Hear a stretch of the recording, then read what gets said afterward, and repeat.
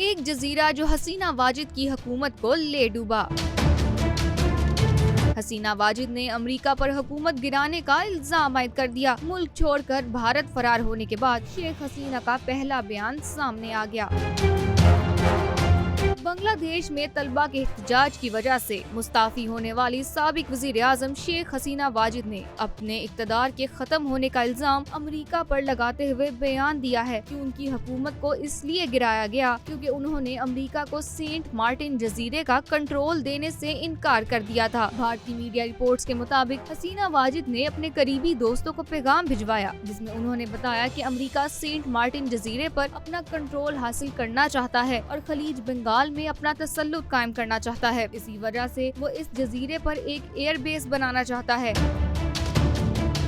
شیخ حسینہ واجد نے بتایا کہ اگر انہوں نے استعفیٰ نہ دیا ہوتا تو ملک میں لاشوں کے انبار لگ جاتے اور امریکہ لاشوں پر اقتدار حاصل کرنا چاہتا ہے۔ یہ تمام باتیں حسینہ واجد کے اس خطاب کا حصہ تھی جو وہ ملک چھوڑنے سے پہلے قوم سے کرنا چاہتی تھی مگر ان کو وقت ہی نہ ملا کیونکہ مشتعل مظاہرین ان کے گھر کی جانب بڑھ رہے تھے۔ تاہم اس خطاب کے بارے میں سابق وزیر اعظم نے بھارتی میڈیا سے تبادلہ خیال کیا ہے۔ ان کے خطاب میں سب سے اہم بات امریکہ پر طلبہ تحریک کے ذریعے حسینہ واجد کی حکومت کو گرانے کی سازش کا الزام ہے۔ انہوں نے دعویٰ کیا ہے کہ امریکہ بنگلہ دیش اور میانمار کے کچھ حصوں کو ضم کر کے ایک نئی عیسائی ریاست بنانے کی سازش کر رہا ہے۔ اسی مقصد کے لیے امریکہ سینٹ مارٹن جزیرے پر ایئر بیس بنانا چاہتا تھا مگر انہوں نے جزیرہ امریکہ کے حوالے کرنے سے انکار کر دیا۔ سینٹ مارٹن جزیرہ خلیج بنگال کے شمال مشرقی حصے میں واقع ہے۔ اس کو کوکونٹ آئلینڈ کے نام سے بھی جانا جاتا ہے۔ یہ میانمار کے شمال مغربی ساحل سے 8 کلومیٹر مغرب میں موجود ہے۔ وہاں کے لوگ ذریعہ معاش کے لیے ماہی گیری، چاول، ناریل کی کاشت اور سیاحت پر منحصر ہیں۔ میانمار کے قریب یہ جزیرہ اپنے اسٹریٹجک مقام اور اہم سمندری راستوں کے قریب ہونے کی وجہ سے نہایت اہمیت کا حامل بن جاتا ہے۔ یہ جزیرہ بنگلہ دیش اور میانمار کے درمیان تنازع کا بھی باعث رہا ہے جسے 2012 میں بین الاقوامی عدالت برائے قانون برائے سمندر نے جزوی طور پر حل کیا۔ حسینہ واجد نے طلبہ کے بارے میں اپنے بیان کی بھی وضاحت کی اور کہا کہ انہوں نے احتجاج کرنے والے طلبہ کو کبھی بھی رضاکار نہیں کہا۔